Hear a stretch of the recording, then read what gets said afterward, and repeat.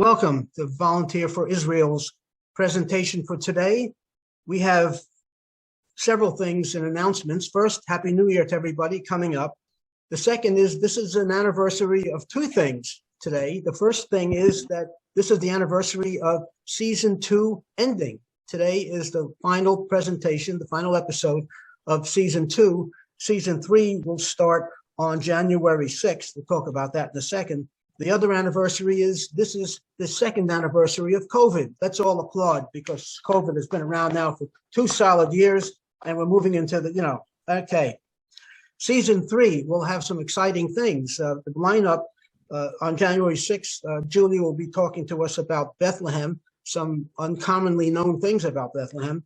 Also, one of the most interesting sessions I think we've heard in a while is something called the pill cam. It's that little pill that is an Israeli invention that you ingest and it flows through your entire intestine system and bowels and all that. And it's actually a camera with a light.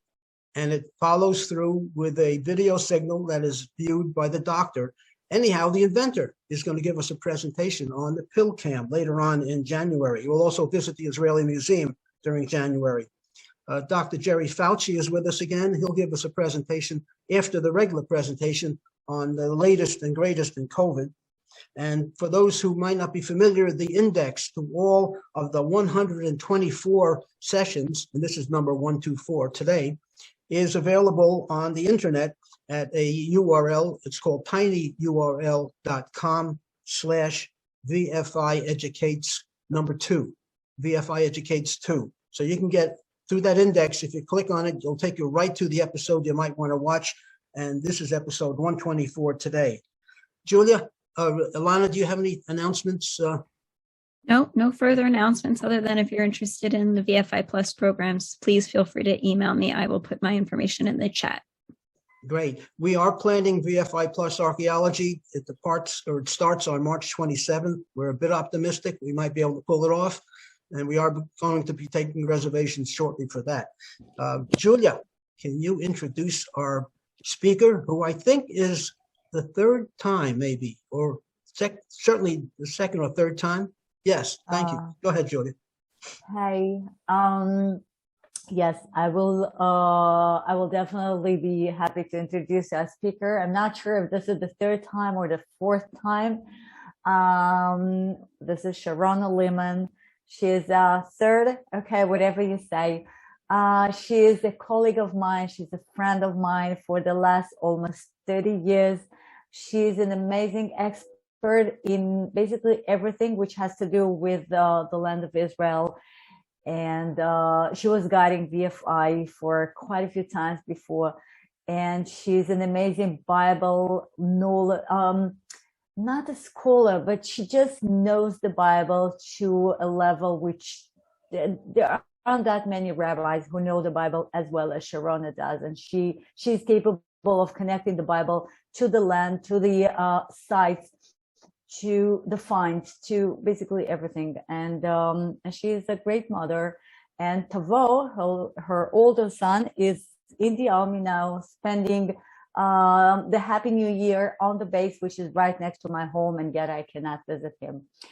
So that's Sharona. And just before I mute myself, I would like to introduce the first presentation of next year, the first presentation of the third season. And as Steve mentioned, we are going to Bethlehem and Batir. Now, I guess you all heard of Bethlehem, and the reason for us to go there is because this is the homeland of King David and Yeshua. And, we all celebrate the Happy New Year this or other way. And the New Year has to do with, well, Yeshua, in a way. So I decided that this is the right place for us to be for the New Year. And since most of you never been to Bethlehem, and we are going to the less familiar sites of Bethlehem, not necessarily Christian, by the way. So I'm sure you will find interesting and brand new things for you. And on top of that, we will be going to Batir. I'm pretty sure you've never been there. But Batir is a modern Arab village located at the West Bank.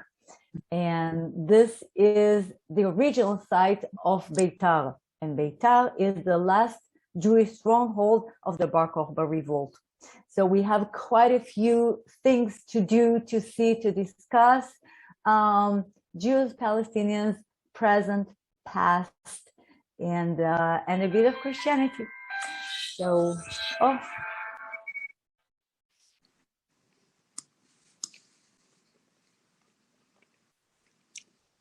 I'm so sorry, I forgot to mute my cell phone. So anyhow, this is the first presentation of the season, and I'm so pleased to, Sharona, it's all yours.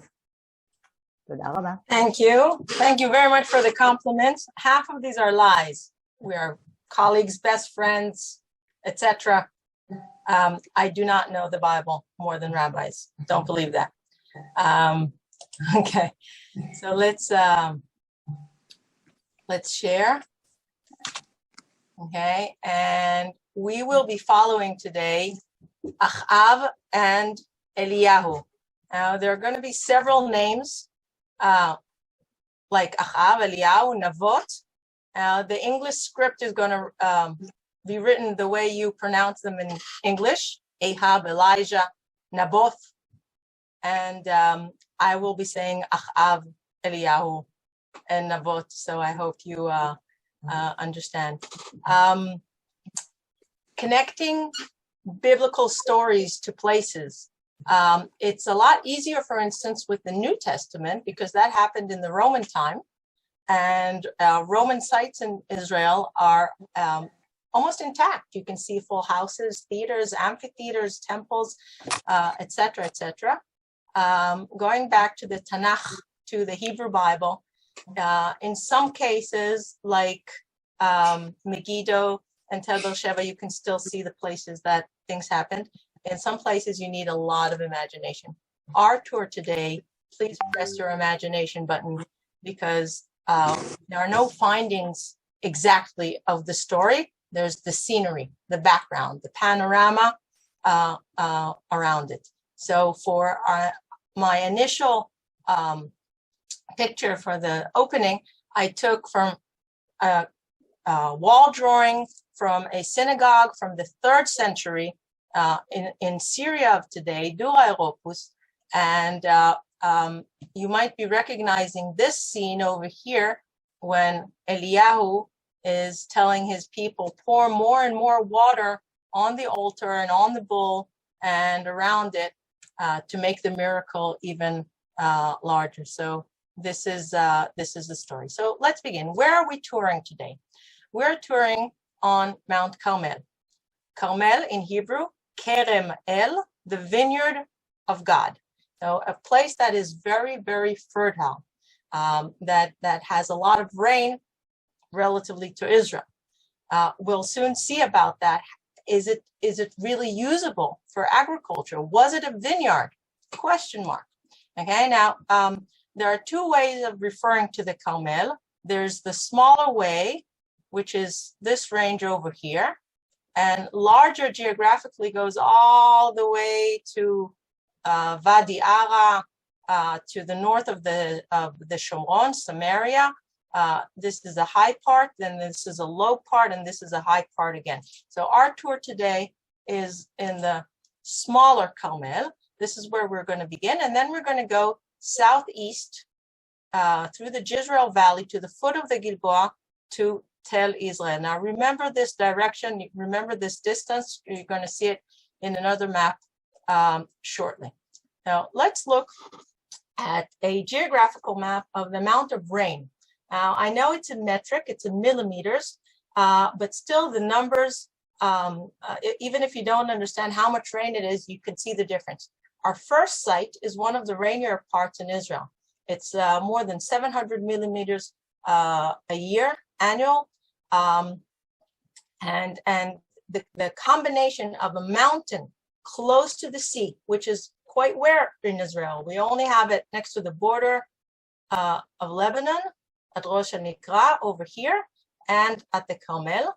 The combination of the clouds coming from the sea with the western wind, when they hit a mountain, it pours. And that's why this is one of the rainiest spots in Israel. If you go southeast, you immediately go to a much drier area, even if you don't drive very far.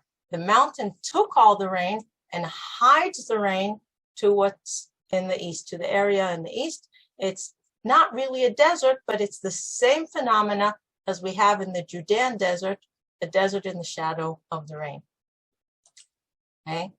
Now the Carmel gets a lot of rain, but can it be used for agriculture?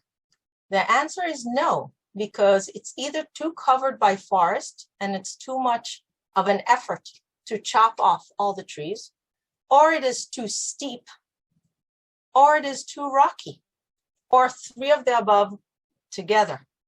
And because you couldn't plant there and you couldn't cultivate the land, there is hardly any history. Mount Carmel today is mostly good for hikes. And this handsome guy here is the one that Julia mentioned before. He's already 1 full week in the army. He got his rifle yesterday. He might have shot his first shot today. I did not hear about it yet. So imagine this cutie as a soldier. So Carmel is mostly good for hikes, at least in ancient times. So now that we know where we're going, this is a mountain. Let's begin climbing up. And our first stop is a memorial to a disaster, a catastrophe that happened 11 years ago, in 2010, this month, December. And there was a huge fire that lasted 4 days, and 44 people were killed. And this is one of the largest civil accidents, civil catastrophes we had in Israel.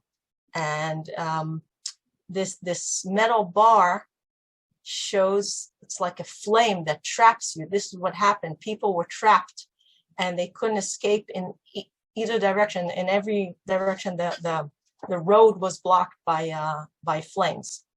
And I'm stopping here not to tell you about the fire, although fire is connected to our story, but to use this beautiful view to tell you the very, very few times along history that the Carmel was inhabited, that there was somebody living there in spite of the steepness and vegetation and the rocks.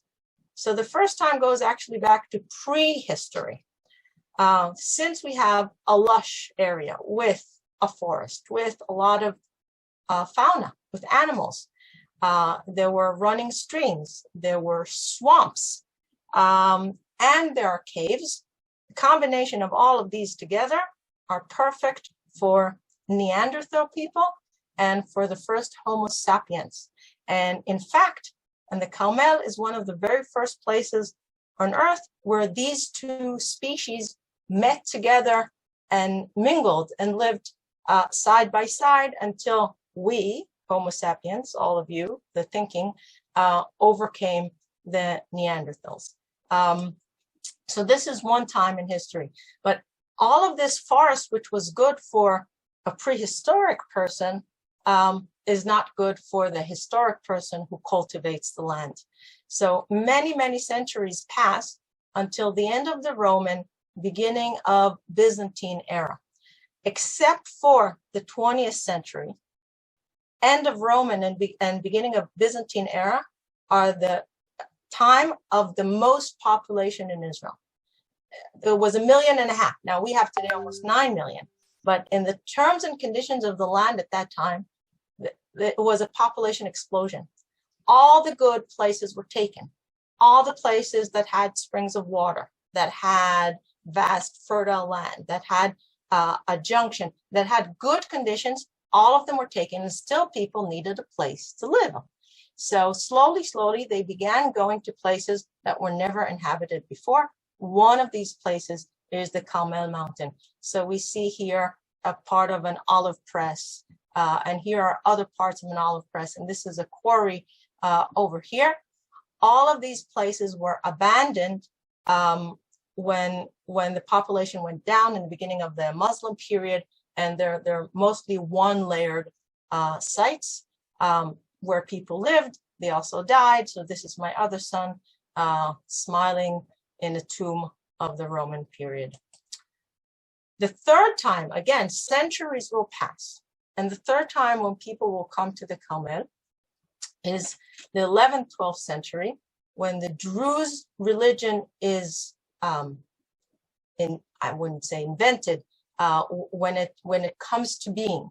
And it begins in Egypt, but shortly after the Druze begin the faith in Egypt, they have to run away. They have to escape from there, and they go to the Levant, and they go to the areas of Lebanon, Israel, Syria, and Jordan, and they look for refuge in high places. They are a minority among a sea of Arabs, of Muslims, and they look for places that they can live that can be fortified from their location. So as opposed to Muslims who live on the slopes, they live on the peaks, and they're looking for places that nobody lives next to them. So these are the three times in history that somebody lived in the Carmel. If you look through the Bible, you can hardly find anything. What you find are compliments to how beautiful it is, to how forested it is, to how close it is to the sea, which, as I said, is a unique phenomena in Israel. So, and like Carmel by the sea. And again, as a place of refuge, almost like the Judean desert. If you are in the north of Israel and you are looking for a place where you can hide, so a deep forest is a perfect location where there's no settlement around. So these are the mentions in the Bible. This is from the book of Amos. This is from Jeremiah. These two are from Isaiah. No history, no happening, no occasion to talk about. The only time that there is an event happening is what we're going to talk about. The encounter between King Achav and Eliyahu, the prophet, which is a theological battle. It's not an army against another army. It's not a people against other people. It's a theological battle. So let's go to the battle place. So we are leaving our viewpoint, and we are driving on and this winding road, beautiful scenery, and we're getting to one of the peaks, and we're getting closer and closer to the monastery named Muchaka. Now, when we visited there, Julia and I, in the beginning of COVID, she explained to me the meaning of this emblem, and I must admit that I forgot. So at the end of the presentation, or now, Julia, if you want, whenever, if you can explain to us again. I remember you said that there are 3 different explanations, which means that none of them is very strong, but you'll share with us the knowledge later. What is this emblem of the Carmelite order? One of the only Catholic orders that was actually initiated and invented in Israel during the Crusader period. Now look at the name of the place, Muchaka in Arabic. And in English, they write the sacrifice. It's not totally accurate. In Hebrew and in Arabic, the root of the verb charach means to burn. So yes, you also burn a sacrifice, but it's not the very, very exact translation. In this case, the burning has to do with an altar and with the sacrifice here at this place. But in general, when you use the word muchaka, it means a fire, a flame in general. So this is the essence of the story here, the fire that consumed the bull. These are some scenes of the courtyard of the monastery. I admit I took some of them from Google because when we went to visit there, the monastery was closed and we couldn't visit.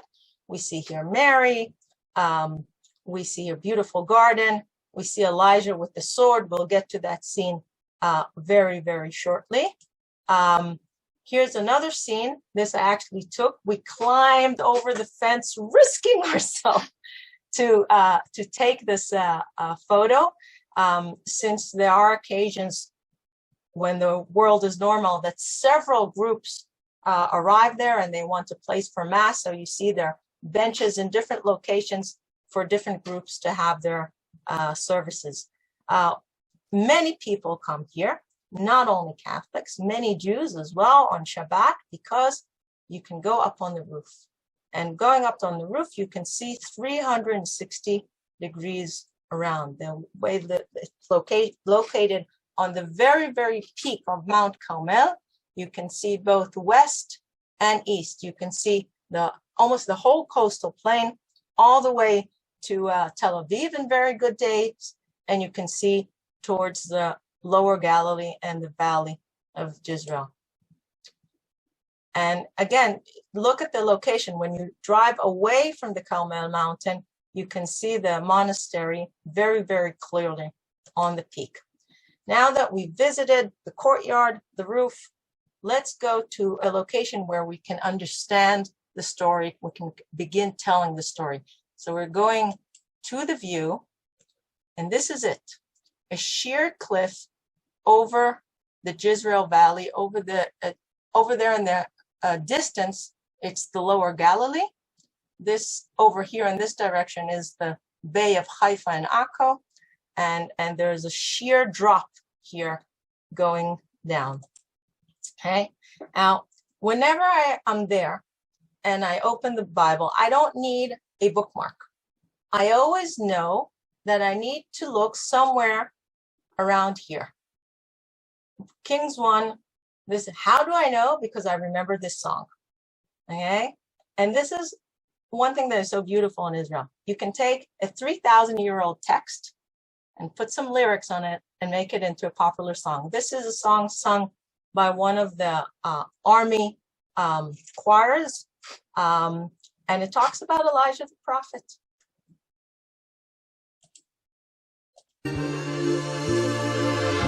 Can you hear me? Can you, somebody single that you can hear the music?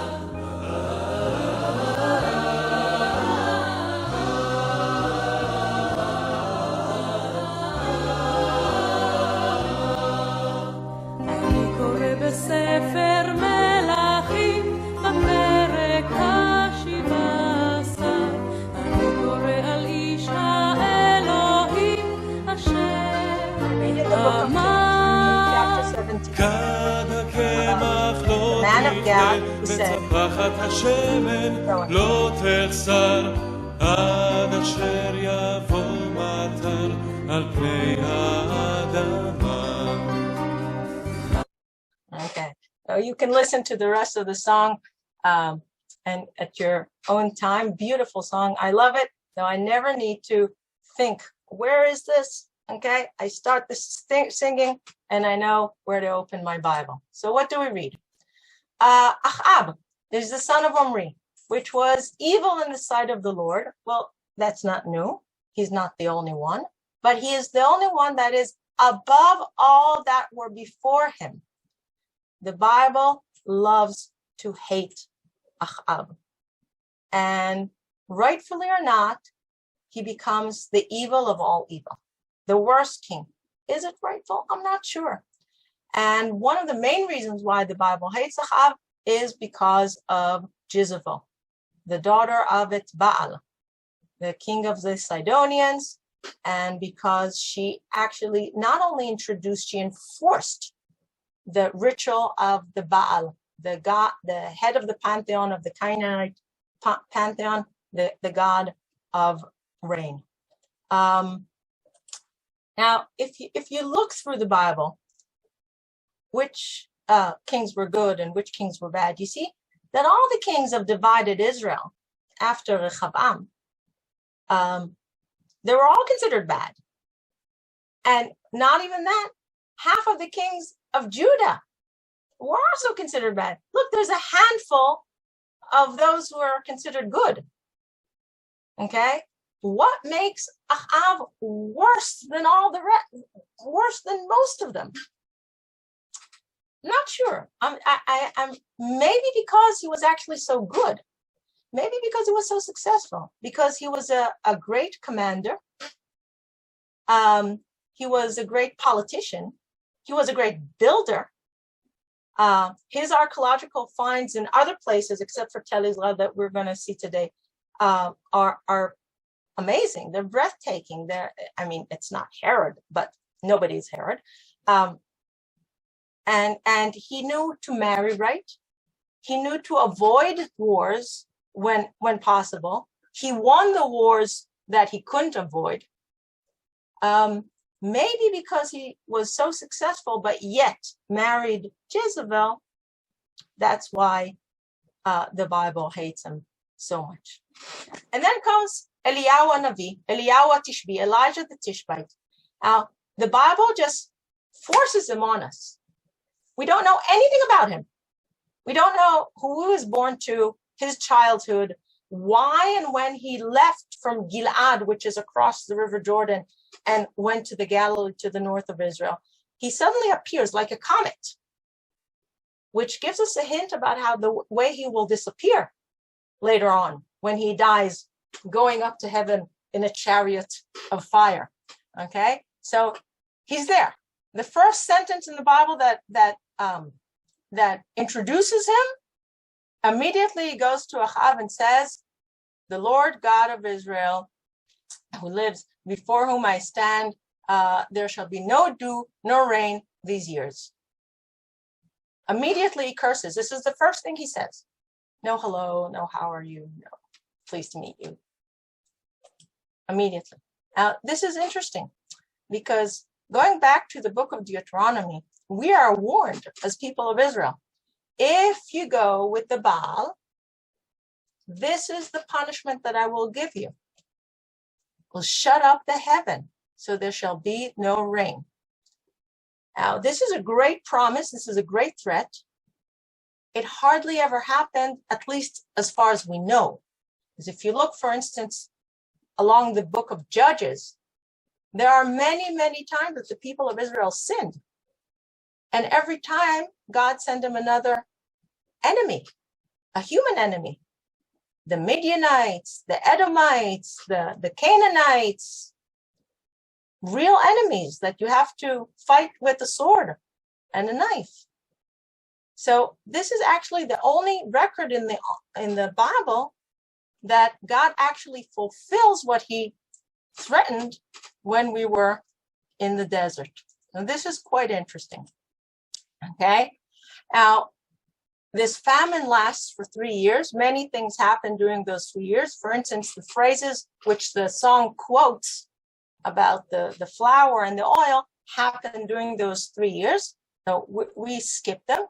And then Elijah said, okay, we have to end this because it's going to kill too many people. Okay. It's too bad. We've crossed the line. So let's do something about it. Okay. Now, from now on to the end of the presentation, whenever you see this big title in Hebrew, it means that the phrase from the Bible became a usable phrase in our everyday language in Israel. Maybe not by younger kids, maybe less in the younger generation, but up to Julia and I generation, doesn't make us feel old, Julia. We actually use these biblical phrases whenever we want to pass a message, to make a point. Okay, so what is this phrase here? Okay, so Elijah comes back to Israel from wherever he was, and he goes along the way, and he meets Obadiah. Now, let's read this. Okay, Achav called Obadiah, who was over the household. Over the household means he was a very, very high minister. He was chief of staff of Achav's staff. He's second to Achav, basically. And he is fearing of the Lord. He is loyal to God. He is not loyal to Baal. And more, not only he is loyal to God, he also saved 100 prophets and hid them, 15 one cave, 15 the other, and fed them. Now, Achav was such a great king. His number set 2 person. He must have known that his number 2 person was hiding people who were loyal to God. He must have seen it. There was bread and water missing for those 3 years that was going somewhere whenever Obadiah was around. And Achav did not do anything about it. Maybe that's a good point for him. Maybe the Bible will forgive him a little bit. Maybe he's not the worst. And Achav says to Obadiah, let's go, both of us, to all the springs of water and to all the brooks, and may we, not you, I'm going to work as well. I'm going to walk. I'm going to be searching. I'm going to be working hard as much as you, find grass to save the horses. That's a great king. That's leadership. I'm not sending you to do the dirty job. I am doing it myself. Here's another good point. He's a much more complex character than what the Bible wants us to think. And when they separate, Achav goes one way, Obadiah goes the other, and Obadiah meets Eliyahu. And Eliyahu tells him, go tell Achav that I want to meet him. Go tell Achav that I, the prophet, want to meet the king. And Obadiah fears in the beginning. What if I call him and then you disappear and he's going to look for you and he's going to be angry at me? And Elijah calms him and says, don't worry, I'll be here. I promise you, I'll be here. So Obadiah went to meet Achav and told him, and Achav went to meet Eliyahu, and Achav saw Eliyahu, and he says to him in Hebrew, Ha'ata ze ocher Israel. Is that you, the troubler of Israel? This is the sentence. Whenever we see somebody who we think is bad for everybody, is bad news for the nation, this is what we say to him. Ha'ata ze ocher Israel. Okay, so this is our everyday sentence. And here's another one. Okay, so Eliyahu has a proposition, has an idea. Okay, we're going to have a theological battle. Let's go to the top of Carmel. And you see in the background here the scenery with the sheer cliff overlooking the Yizra'el Valley, what we saw before. This is where it happens. This is where his invitation. Let's go, me against your prophets of the Baal, and see who is the real God. And when this actually happens, when everybody comes there, Achav and all the people who are around him, the 400 prophets of the Baal, or 450, there are two versions here, and the prophets of Asherah, and Eliyahu is there, and he comes to the people, and he says to them, Ad matai atem poschim al shtei haseifim. How long will you waver between the two opinions? How long will you be between the Baal and God? Well, if the Lord is the God, follow him. And if the Baal is God, follow him. Why is he saying that? Because in a religion that is not monotheistic, you can keep adding. You don't need to change. So people believed in God, and then Jezebel introduced the Baal and the whole Canaanite pantheon, and they just added. They did not stop believing in the Lord. So they had sort of a multi-complex of pantheon with many gods, including the one Lord and including Baal. And he says to them, you can't do that. You're either a believer or you're not. Our God has a condition. It has to be one. Can't be one plus. So either you believe in the one or you don't believe in him. It cannot be in a combination. And again, this thing happens with the vegetation and the forest and the mountains around us. This is where it happens. So he has this competition in mind. Let's bring 2 bulls. Let's build 2 altars. You are many, I am one. You will choose the bull first. You will butcher him, you put him on the altar, and you will try to sacrifice him, but you are not allowed to light the fire. You have to call your God, and he has to send the fire from above. And the God that answers by fire, let him be the God. Okay? So they agree to his conditions, they agree to the competition, and they took the bull which was given to them and they dressed it, and they called the name of the Baal from morning until noon. saying, "Oh Baal, answer us." And here's the phrase, "En kol ve'en oneh." But there was no voice nor any that answered.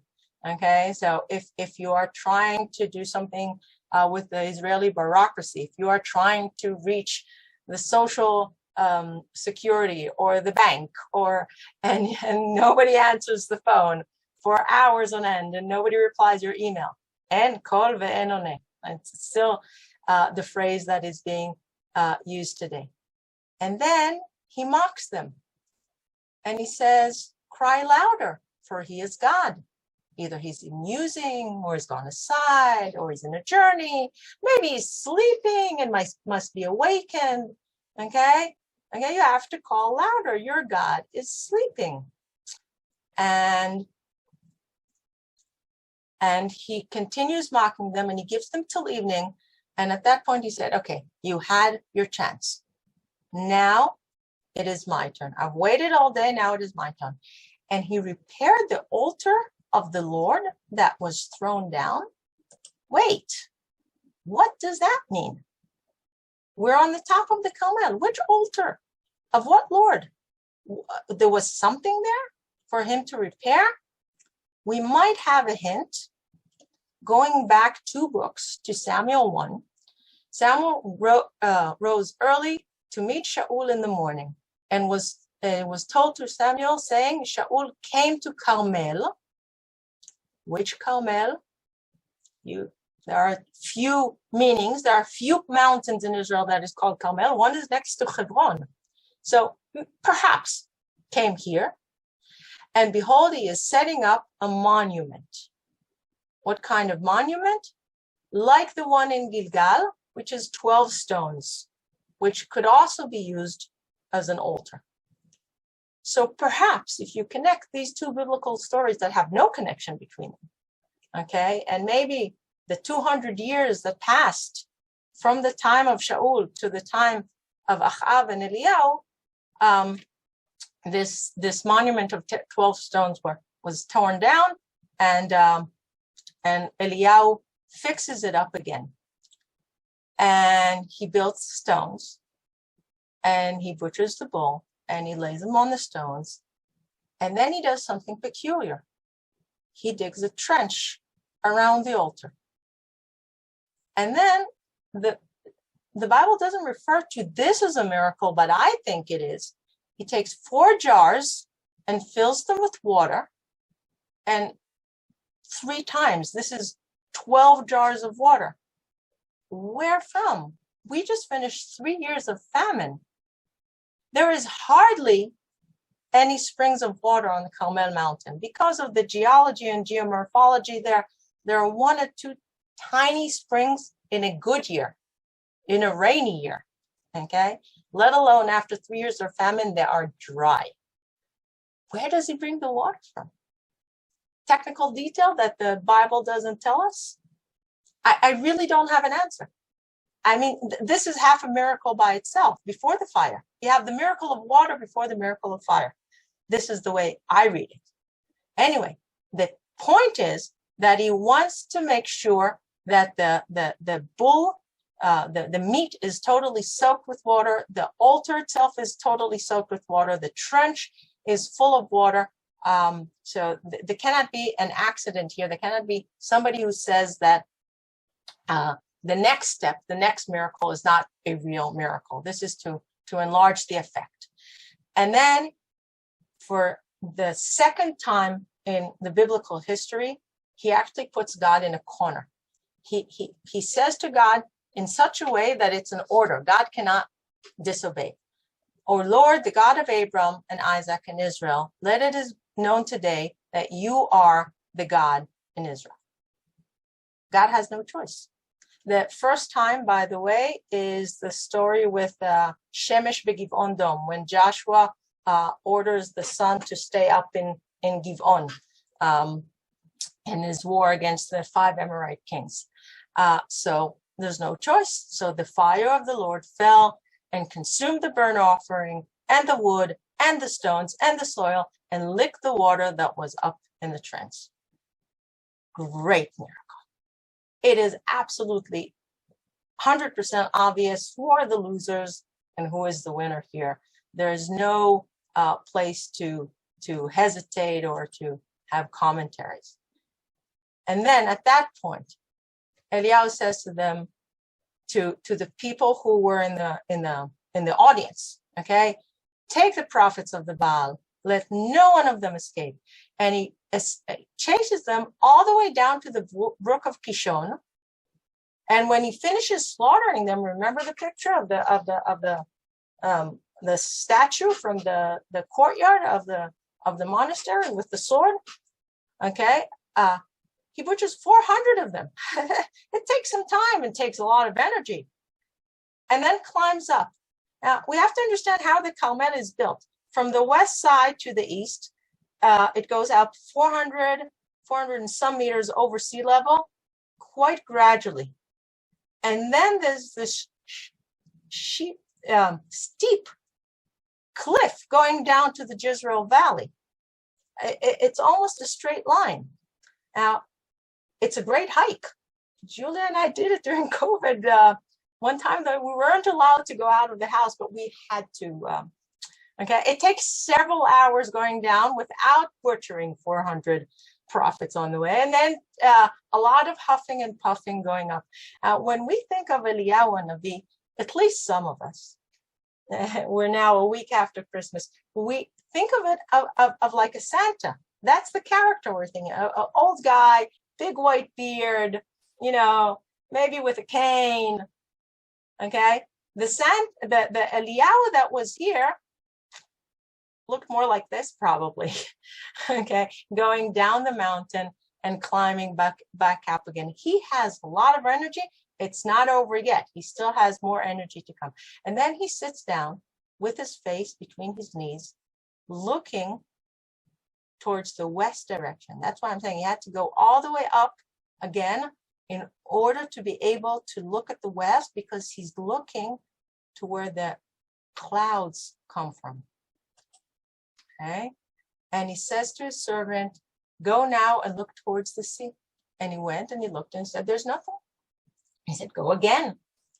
Now it's like a Hollywood movie. The tension is going up. You can hear the violins, and he goes again and again and again, 7 times, until finally he says, a cloud small as a man's hand is rising from the sea.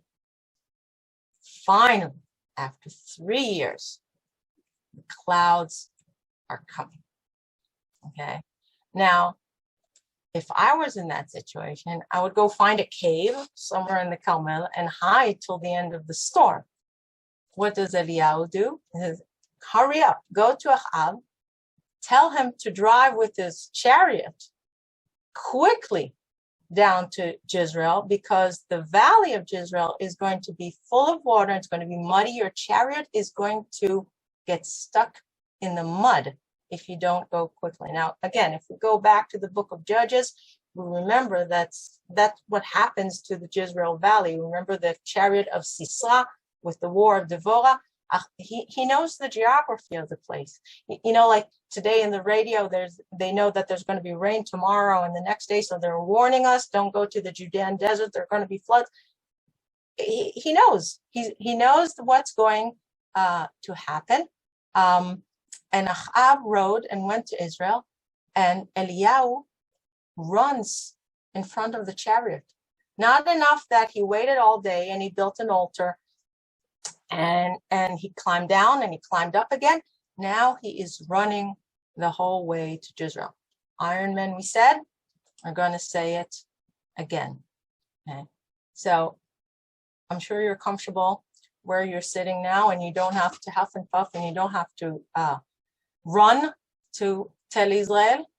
We will be going, well, Julia and I went by car, and you will be going on your seat. So again, we're going from here. This is where our first story took place, and we're going southeast. It's about 40-minute drive. So here we are on the way, and we already see the Gilboa mountain in the horizon, and we're making our turn. And how beautiful it is that we are reviving the names of the biblical sites, because exactly where Yizra'el was 3,000 years ago, Yizra'el, a modern kibbutz, is today. I personally enjoy every time I see a biblical place come to life. And when we go to this tel, once again, I'm saying it is not Tel Dan, and it is not Lachish, and it's not Megiddo, and it's not Chatzor. This is more or less what you have to see there from biblical times. It's not that I was lazy and I didn't go behind the hill and that's it. There was never a delegation there was no archaeological expedition there. And in a big extent, this is what we have. You can see that the building blocks are quite large. You can see that they're hewn. So if we go back to First Temple period, this would be considered royal architecture. The common people at that time used unhewn stones and much smaller. Perhaps, huge question mark. I can say it because I'm a tour guide and I sell you boba mices, okay? An archaeologist cannot say, a scholar, an academic person cannot say what I'm saying now. But for our imagination, this might be the location of Achav's palace in Tel Yizra'el, okay? For our story. What else do we have on Tel Yizra'el today that we can see? We can see a monument for the Israeli soldiers who fell during the 1948 Independence War. There was an Arab village there called Zar'in. Again, the biblical name remaining, allowing us a better identification of biblical sites. So the name Yizra'el became Zar'in along the generations. Now, the next picture I took while I was standing here, okay? I'm standing next to what might be a palace, and I'm looking across the parking lot towards the hole here between the trees, okay? Now, you have to imagine during Achav's time when he lived in that palace where I am standing and taking this photo, we don't have J and F trees here. There are no pine trees, there are no cypress trees here. So he could see the view much better. Today we have to walk there to look at this hole in the trees. Here we are, this hole in the trees, and this is the view we're seeing. Now, where we're standing now, okay, once again, I just crossed the parking lot in order to take this picture, okay, is just outside the palace. It's could be where the garden of the palace would be, or attached, or right outside the garden of the palace. Where I'm standing at this point could very possibly be the exact place where Naboth, as it's written in the English translation of the Bible, where he had his vineyard. So let's see the story, okay? Time has passed since the battle in Carmel, okay? And after these things, Naboth ha-Israeli, Naboth the Yizra'elite, had a vineyard in Israel close to the palace, okay? I just crossed the parking lot. King of Samaria, and Achav spoke to Naboth, give me your vineyard because I can see a beautiful view from it, because it's close to my palace, because it could be a beautiful garden to my palace, okay? And I will give you for it a better vineyard. Fair deal, okay? Once again, he is not the vicious king that we heard of before. He's actually offering a deal. He's just not confiscating. And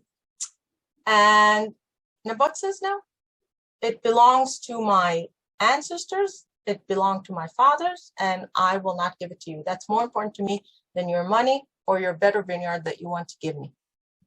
And Achav accepts that. I mean, he's sad. He's angry. He goes to his home. He gets into his bed. He turns away his face. He's not eating that day. He's very sullen. He's behaving like a teenager. But he's not arguing with Naboth. He understands the commandment. He understands the law. He's frustrated, but he's not enforcing his power. So is he that evil king? Okay. Now, in case you don't have your Bible with you, like you had to do to have at the top of Carmel. Here at Tel Yizra'el, the JNF made sure that we will see the phrases along the way. So what you have here in English, as you walk there, you can see it and read it in Hebrew. And the JNF even continued and planted vines for us to imagine the vineyard of Naboth. There used to be many, many more vines here. Some of them died in the last few years, but the few that are remaining are still good enough for our story. So we're continuing down the path, and we will reach these benches over here to continue the story next to this beautiful view. So Jezebel, the wife, looks at him lying on his bed with his face to the wall, not eating. And why are you so angry? You're a king. You can do whatever you want. You have the power. You want me to show you how to be king? Okay. I'll get you the vineyard of Naboth. Okay.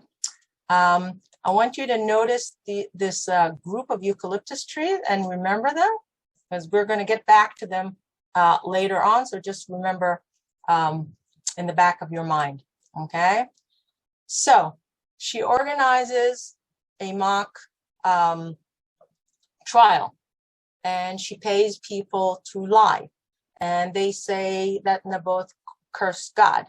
And the judge accepted that testimony, and they stoned him to death. And when that deal was finished, and Achav doesn't know about anything. Jezebel heard that Naboth was stoned and he is dead. She says to Achav, "Arise, take possession of the vineyard, which he refused to give you for money, because Naboth is not alive, he is dead." What will Achav do? Okay, he's the one that let Obadiah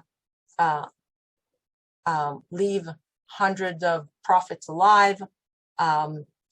He is the one that obeyed the rule before. Okay. He actually, did I miss one? No. He goes and he takes the vineyard. He knows she murdered him, Naboth, but somebody did the dirty job for him. So he's not totally evil. He's not totally good. Very, very complex in this. So at this point, Eliyahu comes back to the scene. And he goes to Tel Yizra'el, and he says, with the order of God, and this is the main phrase, Haratzachta v'gam yarashta. The Hebrew language is so that this phrase is condensed into 3 words. And because it's so condensed, every word is so strong. In English, have you murdered a man and seized his property? Okay? It is so long, it loses some of its strength. Okay? And once again, a phrase that is used a lot, unfortunately, in modern politics in Israel as well. Okay? And say to him, that is what the Lord says. In the place where the dogs licked up Naboth's blood, dogs would lick up your blood. Yes, yours. You will be punished for the crime of your wife. Not only you, your whole house, your whole dynasty. And now the complex personality of Achav. When he hears this, he tears his clothes and he wears sack and he fasts. And he repents. And he understands that this is the just thing to do. And he doesn't rebel against it. He doesn't argue. He doesn't negotiate. He's very sad, and he knows that this is a just sentence. And God sees him, and maybe he doesn't hate him as much as the Bible wants us to think. And God says to Eliyahu, did you notice how Achav was humbled? And because he was humbled, we're going to postpone the punishment. It's not going to happen this generation. It's going to happen the next. Now, where we are standing on the top of Tel Yizra'el, looking towards the east, and we see Gilboa here, and we see the valley of Harod here, and way in the distance, the Jordan River is somewhere here, but we can't see it because it's low. And the mountains we see on the horizon are already the mountains of Gilad, Transjordan. In the generation of Achav's son, Yoram, and Yoram was in very good relations with the king of Judea. They were actually related to each other. Achaziah and Yoram, the son of Achav, hosts Achaziah together with him, and they're situated somewhere in Tel Yizra'el, maybe in the palace, maybe under this beautiful tree, and they're looking at the view and they're seeing a cloud of dust. And they know that somebody is approaching. They know that there's a horseman coming. And by the way that he is driving, by the way that the cloud of dust is moving in the fields, and this is something you can see today. If there's a tractor in the fields, you see that cloud of dust. You can so easily imagine that they know that kind of riding is Yehu ben Nimshi, the son of Nimshi, who is an enemy, who is going to tear down the dynasty of Omri and Achav and reign instead of them. So you can actually sit here and imagine the two kings seeing from afar their enemy coming. Okay, and this is just to show you how I enjoy preparing these presentations and how I have deep conversations with the trees and have Yulia take my picture. Remember those trees? Okay, so the JNF prepared us a nice path to walk down there, and we're down at the valley, and we're getting closer and closer. And between the trees, there's this surprise, the spring of Yizra'el, Ein Yizra'el. Obviously, this did not exist in the time of Achav. This concrete is a British mandate pump to have the Arab villages around have a good supply of water. And at this point, the main biblical story that we wanted to share today is over. The dynasty of Achav is finished. Eliyahu disappears. But as we put our feet in the water and enjoy the end of our hike and enjoy the shade and the sound of the trees around us, we remember that 2 books back, going back to the book of Samuel, at this exact place, a different story began. When King Shaul comes to his very last battle, and before he actually fights and loses the battle and loses his life in Gilboa, the night before, his camp is pitched by the spring, which is in Yizra'el. And this is already an invitation for maybe another tour and another Zoom presentation in another time. Thank you very much. Hey, Julia, I made it on time. I did not pass the time. Great. Thank you. We appreciate it. I guess that's the first time ever you actually finish on time because you have so much to say.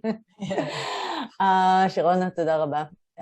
Thank you so much. I hope you enjoyed the presentation. If you can share with us again the emblem of the Carmelite order, that cross with I don't think it's that important, but yeah, the Carmelites they have three O's on top of the usual ones, and therefore they have these 3 stars with the 6 raised to it, because the total of the איך קוראים לזה? שבועות? Vows, yeah, total 6 vows, and also since they are established on the Carmel Mount, so the 3 stars, they form sort of a mount. Okay. Thank you. And it also, on top of that, one of the nicknames of Virgin Mary is the star. The star of the seas, the star, generally speaking. So they are connected to Virgin Mary in a special way. Okay, great. Thank you so much. And just a reminder that next year we are going to Bethlehem and Batil to talk about King David and one of his descendants in Bar Kokhba. And also a reminder that this is a pay as you wish, donate, support as you wish presentation, and your support is highly appreciated. You have a PayPal address, or you can send a check to Steve. And we already have Steve's address and all the details how you can donate and support on the chat. So, Sharona, I will appreciate if you read the chat, and there are some questions for you. Yeah. Who are the Tishbites? Tishbi is a place in Gilad, somewhere in north of Jordan today. Being a Tishbite is somebody from that city, from that town. We don't hear any other Tishbites except for Eliyahu. And once again, we don't know anything about his childhood or background or family. He just appears. That's Eliyahu. He comes as a comet and he leaves as a comet. Thank you for whoever was sharing the phrases with us. Do we know where they quarried the big stones? I'm guessing the Gilboa or even the Tel itself. Tel Yizra'el is also made out of stones, made out of rocks, so they might have had a quarry on the side. How were they transported? Either slaves or on a wagon with bulls. Two things that Achav probably had. How many ancient tools were found? In other places, many. As I said, Tel Yizra'el was never deeply excavated, so I don't know of any findings really, except for that wall in Tel Yizra'el. Making donation, that's not me. Fascinating, thank you. Thank you. Are there any questions? I can't see. I don't see questions. I have a question. How can we know about? Oh, okay. I wanted to know if the kings of the Omri dynasty were part of the Davidic line of kings. No. The Davidic line were kings of what we call United Kingdom. Only three. David, actually two. David and Shlomo.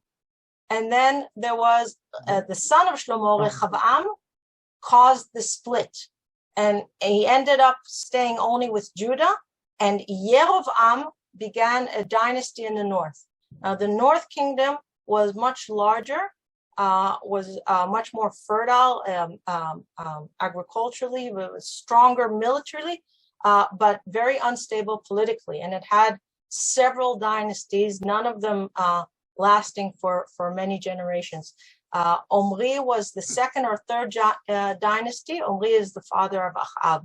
And the Achav dynasty was only three kings, Omri and Achav, and then Yoram, and then they were taken over by Yehu. Thank you. I have a question. Along the California coast, we have Carmel by the sea, which is a famous resort. And there are a lot of similarities to your story. And I think the mayor was Clint Eastwood, if I remember correctly. Yes, you're absolutely right. Clint Eastwood was the mayor of Carmel, and you know the story, but it's a wonderful place where we visit along the coast, and then we have the mountains, and it's so similar to your story. And the Carmelite mission and Carmel mission has a wonderful history. And I wonder if there's a connection between the two.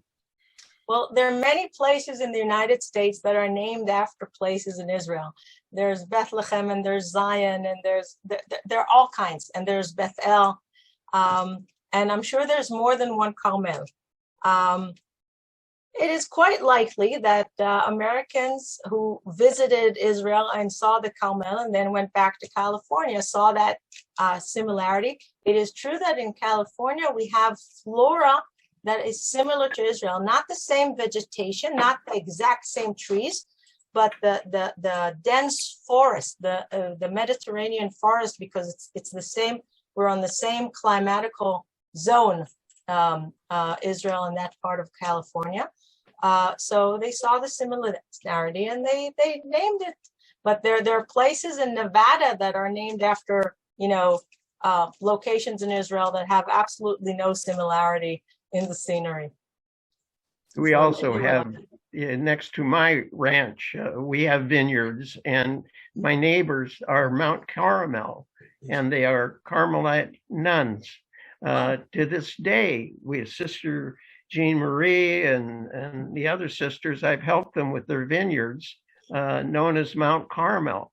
And we have a wonderful wine that's being produced out of there called Mount Carmel wine that is used in our local Catholic churches here. They prize it, but they're still our neighbors that we've worked with. Again, thank you for connecting all of this. Now I know about my time at Mount Carmel next to me.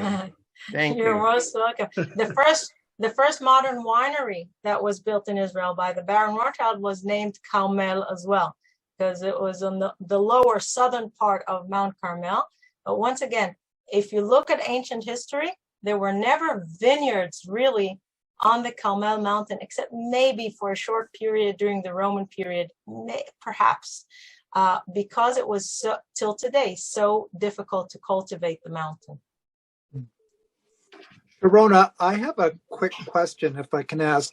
Is there any relationship between Yizra'el Valley, Yiz, which is spelled with a Zion, and Israel and the country?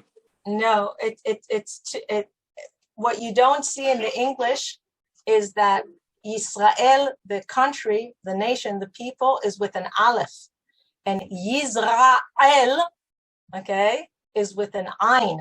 It comes from Lizroa, is to sow the land, to seed, to put the seeds in the ground, from the verb zara, which is with an ayin. So the valley of Yizra'el, is so fertile. It gets enough water and it has fertile land, and it's easy to cultivate because it's a wide, flat valley. Until today, we have agriculture there today with all the real estate, et cetera, et cetera. So that's the source of that thing. The only connection is the El at the end, which is the God. Thank you. Anyone else? Yes, there is a question by Daniel. Do you see it? How much time would you suggest to visit the 3 places? Well, the walk from the parking lot of the monastery to the view was, 7 minutes? Something like that.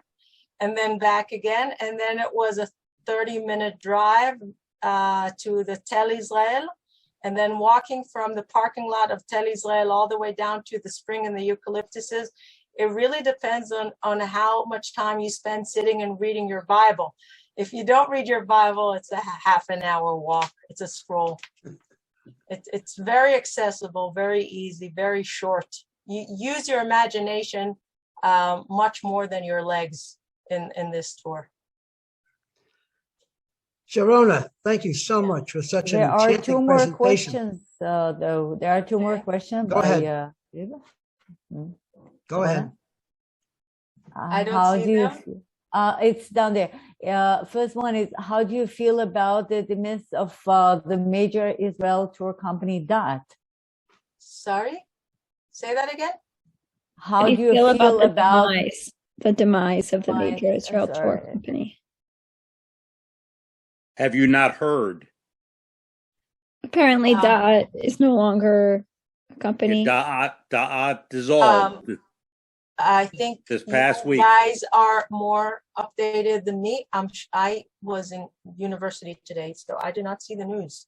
DAT dissolved this past weekend. They are no more.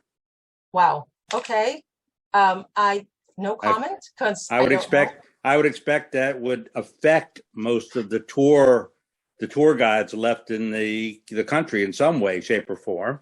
At this point, most tour guides have so zero work that you can't get more zero than zero. Well, I hope it's good for you too. Does dissolve mean the bankruptcy? Yes. Okay. All right. We had one more question. It is a major problem, the tourist infrastructure in Israel, because the Minister of Finance actually not encouraged us, actually ordered tour guides, go and study another job, go and find something else to do. Now, if hotels and companies like that are being bankrupt, one day it will happen when COVID disappears and life goes back to normal, and pilgrims of the three major religions are going to come back to Israel because they were deprived from pilgrimage for 2 or 3, whatever years it took. There's not going to be anybody to accept them here.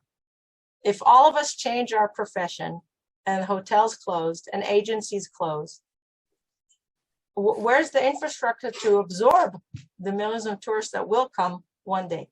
I don't have an answer to that. That's a good problem to have, however. The future one. Yes, Not the one. absolutely. Sharona, your presentation was enchanting, and I think it left everybody, certainly nobody departed. Everybody hung around to the end, and it was quite an illustration of, a perfect illustration perhaps, to end this year, this season for VFI Educates. So thank you for wrapping up our presentations this year. We're looking forward to next year, starting on January 6th. And great. Julia, have any final comments? We're going to go off to our shmooze session.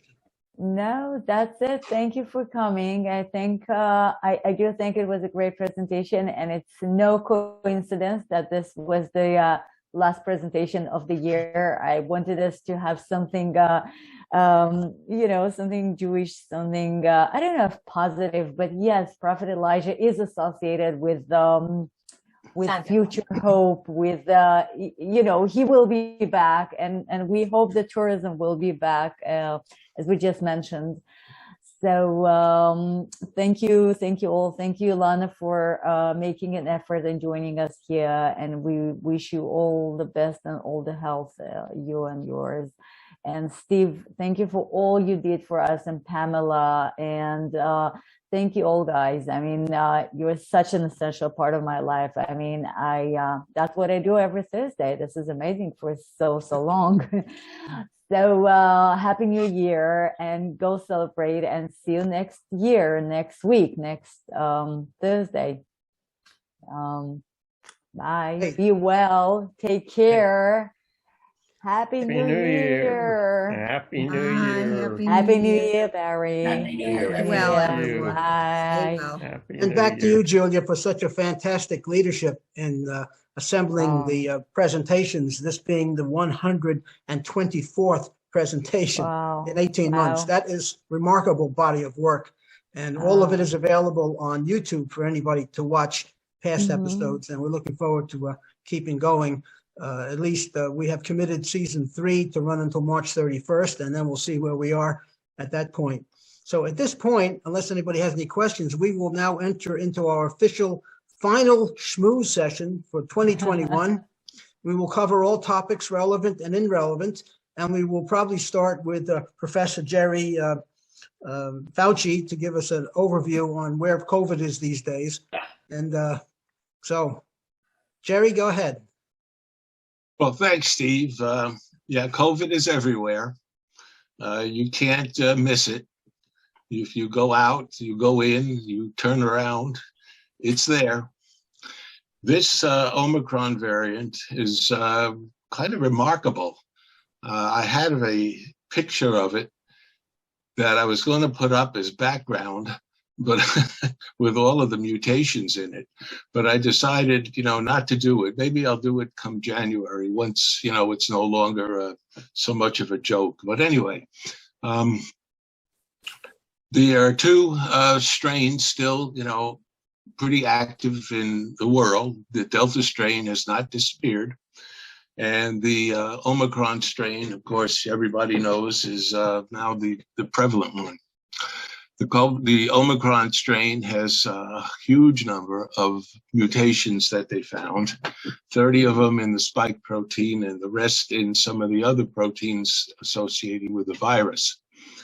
I did some research on it and figured out that some of these mutations, and I don't know exactly what their effect is, but they are in places that it could conceivably be harmful, given the fact that the COVID is so easily transmitted.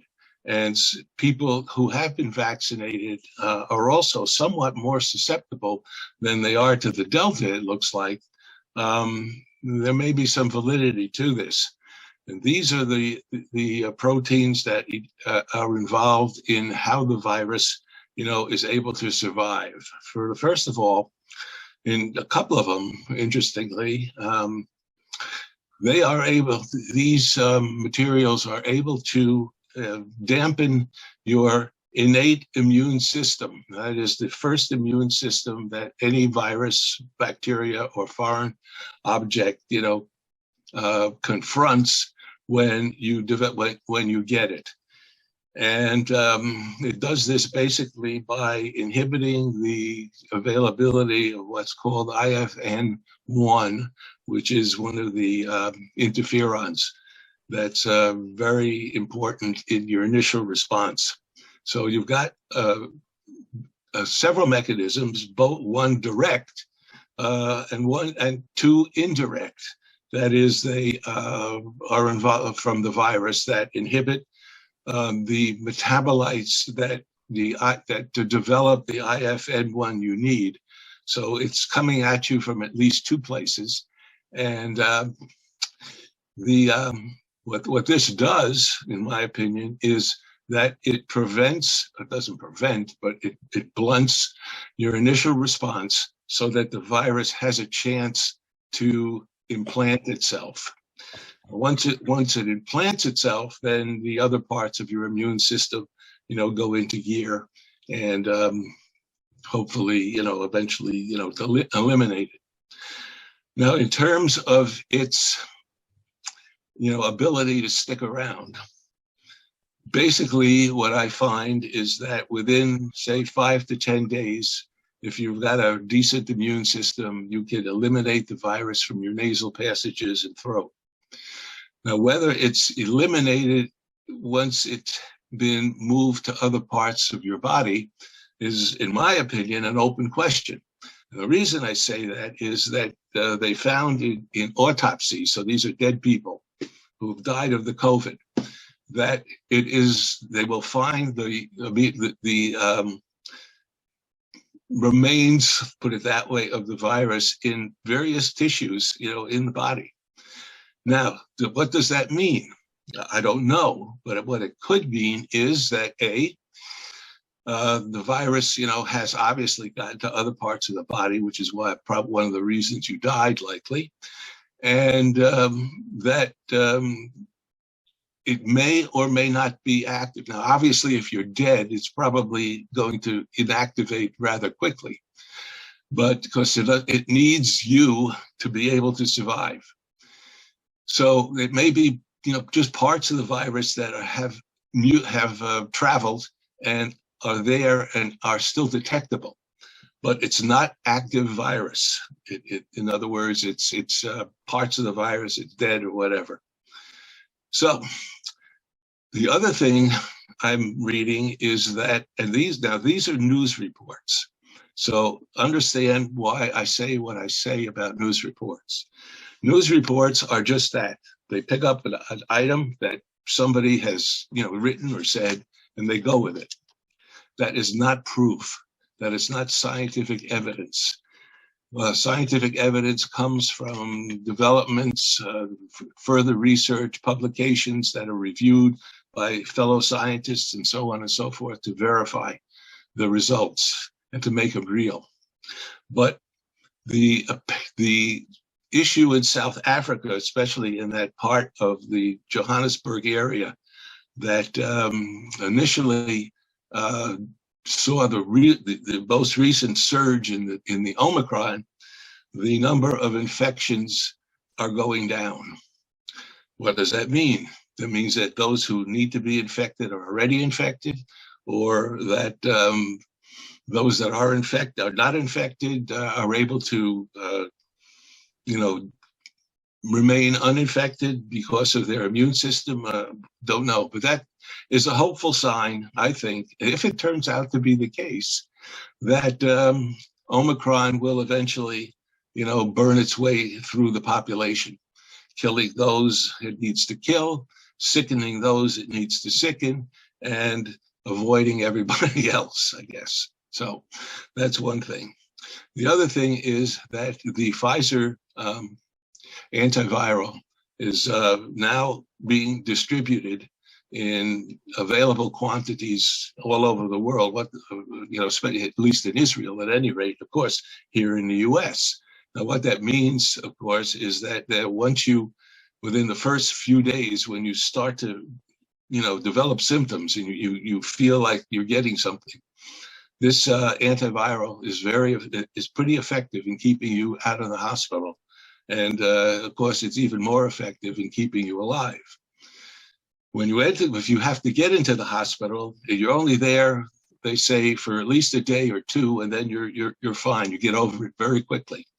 Now, this is preliminary data. It's not a lot of people. There's not a lot of publications for everybody to, scientists like myself to evaluate and so on and so forth, especially those scientists, and I include the scientific MDs at that as well, that have a chance to evaluate it and are knowledgeable about the progression of the disease. So if Omicron, beats out Delta, and everybody is already infected with Delta, or at least has some antibody, or resistance to it, well, that's a good sign too. What that means is that you may get sick, you may be laid up for a day or two, or a couple of days even. You're vomiting. That's a new one that's come up. I've seen that. I haven't seen that before in one of the symptoms, but that's not, to be discounted, because if it enters the stomach in the intestinal area, it's not unlikely to cause vomiting. So any symptomology like that, my advice to you would be to get tested. Test for the virus. It could be the flu, it could be just a cold, it could be whatever. The symptoms are very similar at the initial stages. So, if you're not sure, get tested if you can find a test kit. That's another problem right now anyway.